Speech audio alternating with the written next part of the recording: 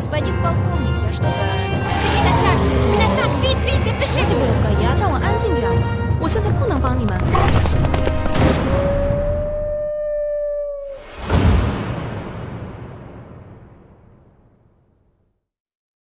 Helena and Jean-Gaël were now in an immense, almost rectangular room. Contrary to the tunnel, this room was decorated and brightly lit with smooth, straight walls. It's beautiful. Yes, we're pretty proud of it. Unfortunately, you might say, we spend more and more time in here. As you can see, the room is our meeting hall, but it's also our cafeteria, dormitory, in short, everything that a shelter should be. About 20 musicians had come before them, and 40 others were still running through the tunnel. As soon as everyone's in here, we'll close the passage door. It's fireproof, impervious to the dragon's napalm. Anyway, a dragon couldn't possibly get through the tunnel, but you never can tell. He showed Helena around like a tourist guide. One could feel his sense of pride. It was a bit strange in such a dramatic context, but it was at the same time reassuring.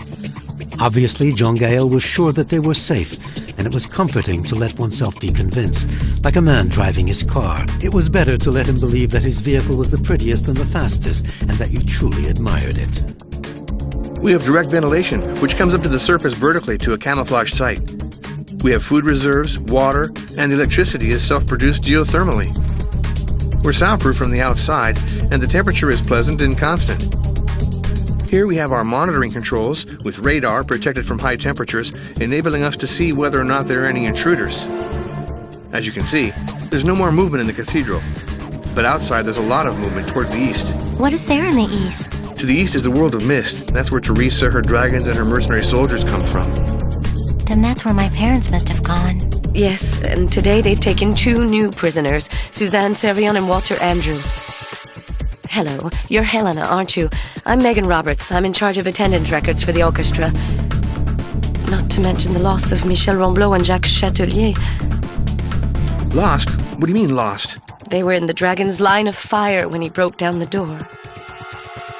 Suddenly, pride was replaced by sadness. Jean-Gaël imagined the faces of the friends who were lost or captured. He had gone to the conservatory with Walter, and they had shared the same joys and the same ordeals, the anxiety of musical competitions, the stage fright, the exhausting moments while on tour, and the utter joy of being in the same orchestra at last. He also knew that now that Walter was gone, he, Jean-Gaël, might be the next victim, and that even the underground shelter couldn't protect him from that.